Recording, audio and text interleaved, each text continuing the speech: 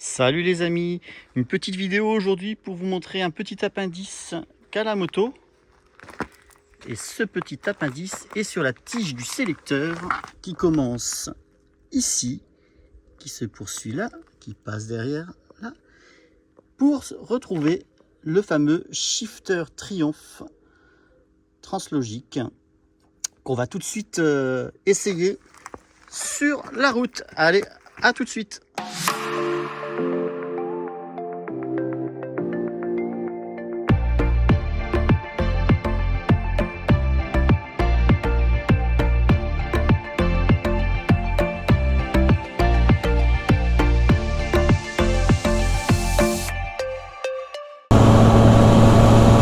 Et nous voilà au bord de la street pour essayer le shifter, pour en parler un petit peu.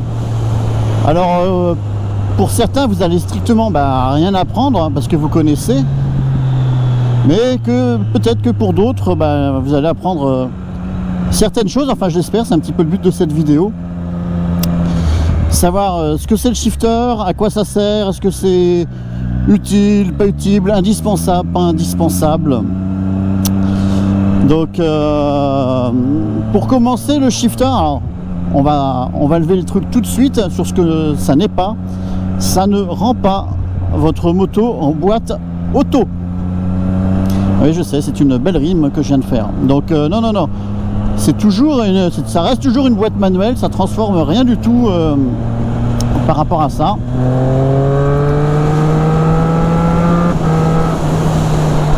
Il y a toujours le passage des vitesses de la 1, la 2, la 3, la 4, la 5, la 6. Ça ne change pas. Sauf que on n'est plus obligé de débrayer. C'est-à-dire qu'on passe ces vitesses tout en continuant d'accélérer. Et on passe ces vitesses 2, 3, 4, 5 et 6. Et pareil pour la descente, on ne touche pas l'embrayage et on descend 5, 4, 3, 2 et 1. Tout ça sans toucher l'embrayage. Alors l'embrayage, on l'utilise toujours pour passer la première, bien sûr, et pour repasser au point mort. Hein. Donc voilà, ça rend pas la moto en boîte auto. Hein. Qu'on soit bien d'accord là-dessus.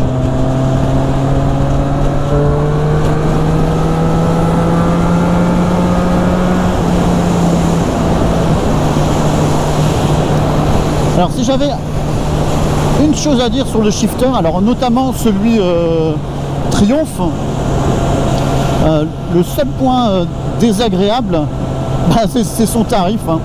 Encore et toujours, alors chez Triumph, le matériel est juste exceptionnel. Enfin, pour moi, c'est juste extra.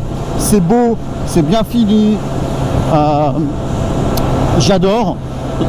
Ça reste quand même des prix un petit peu chers, je trouve. Mais bon, après, c'est comme ça. Alors, faut compter. Donc, c'est un accessoire sur la Street. Alors, la Street S, hein, parce que sur la RS, c'est inclus dans le prix, et sur la R, je ne sais pas, je ne veux pas dire de bêtises. Bien sûr, sur le Speed aussi, c'est inclus directement. Donc, le prix, on est aux alentours de mémoire au catalogue Triumph, 400-450 €, plus la pose. Faut compter une cinquantaine d'euros pour la pose. Alors après, il y a d'autres solutions. Moi, je l'ai acheté d'occasion. C'est 2 fois moins cher. Et par contre, le faire toujours monter chez Triumph, parce que faut passer la valise pour l'initialiser. Donc le shifter sur cette moto là, il est en up et en down. Alors excusez mon anglais est très pourri, hein. Up and down, c'est à dire qu'on peut passer les vitesses vers le haut et on peut aussi passer les vitesses vers le bas. Alors ça, je crois qu'on peut vers le bas depuis qu'il y a les poignées ride-by-wire, hein, donc les poignées électroniques d'accélérateur. Je crois que c'est pour ça, mais encore une fois, là, je ne m'avance pas. En tout cas, il est up and down, ce shifter. Donc voilà pour la présentation. Alors à quoi ça sert le shifter? Comme je vous l'ai dit, passer les vitesses à la volée. Pardon, oui, enfin, c'est qu'avant je passais les vitesses à la volée. J'avais pas de shifter, mais je passais quand même les vitesses sans toucher l'embrayage. Donc on appelle ça passer les vitesses à la volée. Ça se fait vers le haut et ça se fait aussi vers le bas, sans aucun problème, sans abîmer la boîte, à condition que ce soit bien fait. Donc l'avantage pour moi, vous pouvez vous demander pourquoi tu prends un shifter si tu passais déjà les vitesses à la volée. Alors c'est vrai, c'est pas un truc révolutionnaire pour moi, mais il y a quand même ce côté où on se préoccupe pas en fait d'être dans la bonne plage de régime. Alors si, ça va être aussi important d'être dans la bonne plage de régime, je vais vous expliquer après, mais par rapport au passage à la volée, où c'était un peu plus technique. Je vais pas rentrer dans les détails sur cette vidéo, mais c'est un peu plus technique à la volée. Maintenant, ce qui est génial avec ce shifter, c'est qu'on ne touche pas cette poignée et on a toujours les deux mains sur le guidon, enfin notamment celle-là. Et quand on veut taper un petit peu dedans, et ben on s'amuse pas on garde vraiment cet équilibre. Alors moi j'adore. C'est vraiment un petit plus. C'est vraiment un petit plus. Alors on m'a aussi souvent déconseillé de l'acheter parce que j'étais en A2. Alors non pas parce que j'étais jeune permis, mais c'est que en général, il est bon de passer les rapports avec le shifter plutôt haut dans les tours. C'est ce que tout le monde me disait. De toute façon, avec la street, à partir de 6500, 7000, ben, t'as plus rien. Et c'est à ce moment-là qu'il faut passer le shifter. Et ben, j'ai écouté ce qu'on m'a dit. J'en ai acheté un parce que j'ai voulu faire ma propre idée. Et en fait, non, ça passe à partir de 2500 tours, 3000 tours, et ça claque pas. On sent que la boîte elle bronche pas. Donc c'est vraiment top. Donc je regrette pas du tout mon achat. J'ai bien fait de pas écouter ce qu'on m'a dit.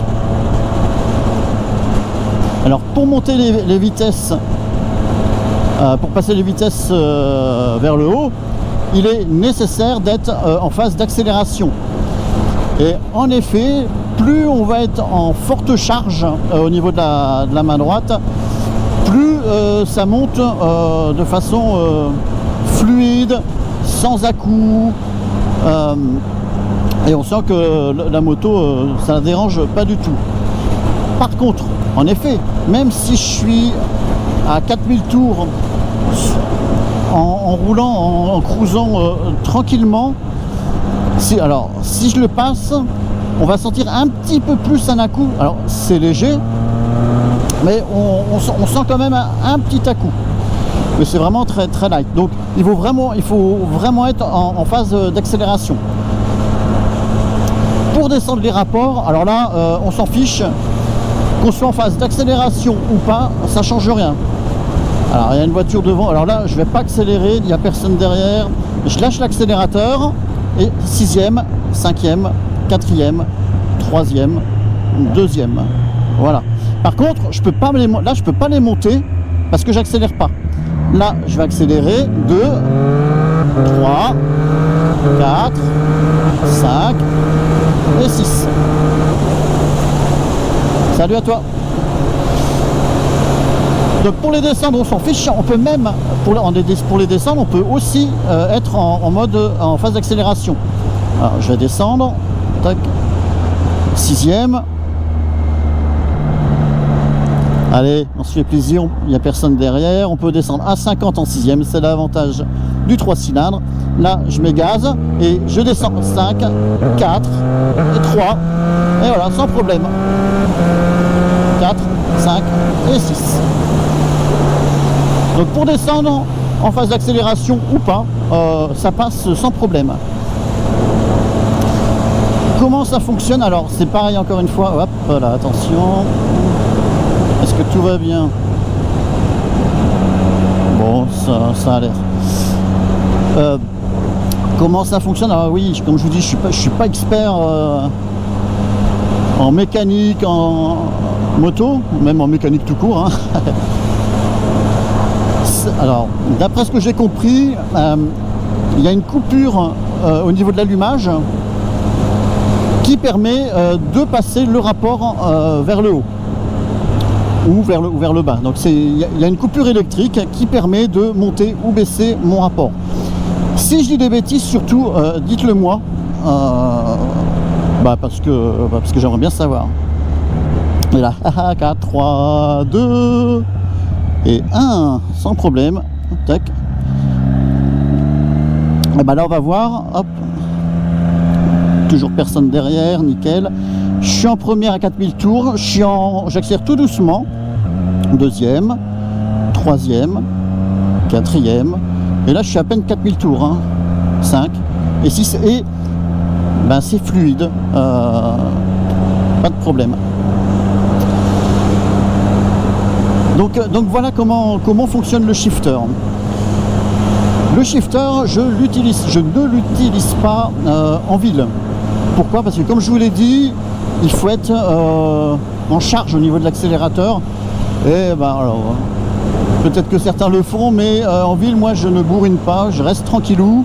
Donc, j'utilise mon embrayage. Comme ça, je peux vraiment passer mon rapport à n'importe quel moment en montée, parce qu'en descente, en effet, même en ville, je peux utiliser le shifter pour descendre, puisqu'il n'y a pas cette notion d'accélérer ou d'être en pleine charge.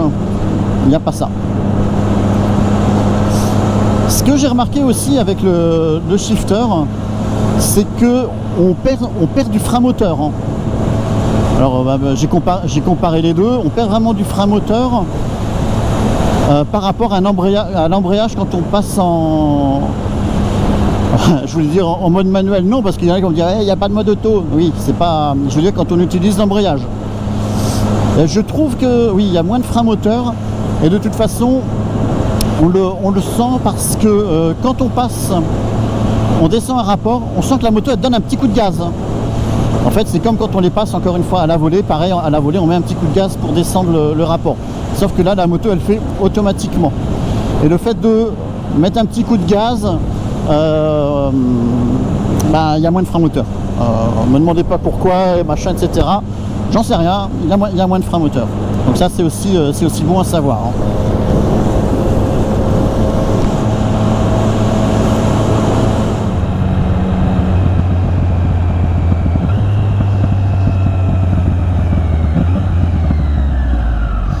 Bon, là j'utilise l'embrayage, je m'arrête. Là j'ai pas le choix, sinon je cale. La preuve que c'est pas une boîte auto.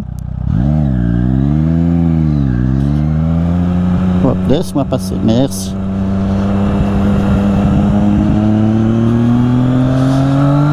Et là on a vraiment les mains sur le guidon.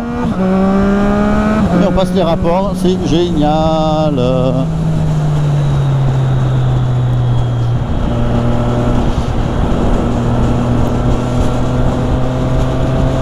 Alors je trouve que c'est d'autant plus plaisant avec cette moto bridée, dans le sens où, comme j'ai pas la longe d'une moto débridée, j'ai pas la longe. C'est-à-dire que à 7000 tours, il faut que je change de rapport. Hop.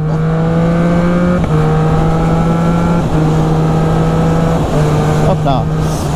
Et ça me permet de garder vraiment les deux mains sur le guidon, parce que souvent quand je double, je suis obligé de changer de rapport, comme j'ai pas d'allonge, pour doubler sur le couple.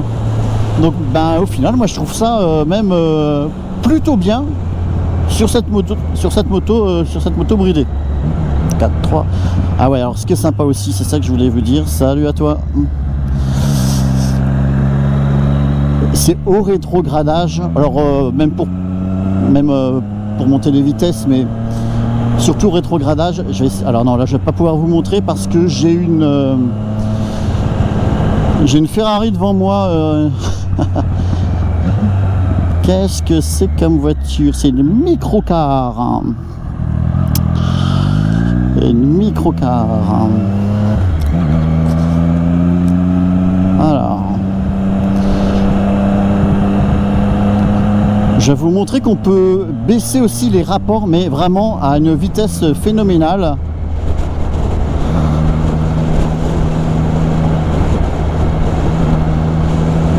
Tic-tac, tic-tac. Non, il y a une voiture, pas tic-tac.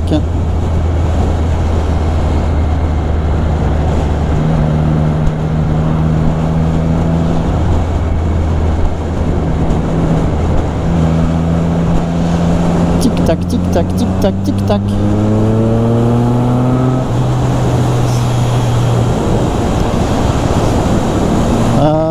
Ouais, je disais quoi? Ouais, qu'on peut baisser les rapports de façon hyper rapide par rapport, par rapport au levier d'embrayage. Je vais pas vous montrer ça là. Alors déjà, regardez un peu la Loire comme elle est belle. À Amboise, dans le centre de la France, à côté de Tours, comme c'est beau. Regardez ça. Ah, la Loire.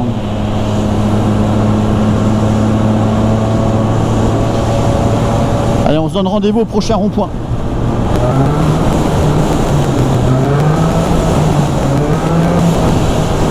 Ok, on arrive au rond-point. Et là, vous allez voir, au shifter, je vais aller descendre rapidement. 6e, 5, 4, 3 et 2. Tout simplement.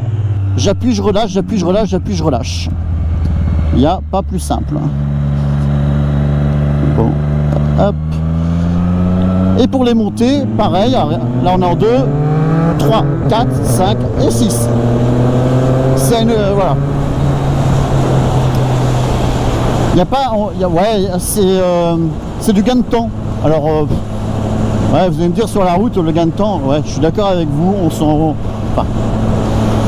s'en fout et c'est là et ça fait plaisir, hein, on en profite quand même.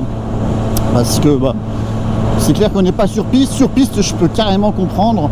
Sur route, on peut s'en passer, mais largement. Par contre, ouais, c'est un confort d'utilisation. 5, 4, 3 et 2.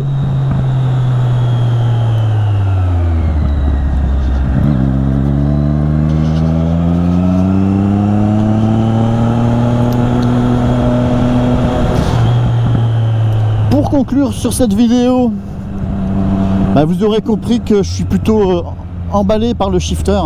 Hein. C'est un accessoire qui n'est pas indispensable, qui n'est pas nécessaire. Par contre,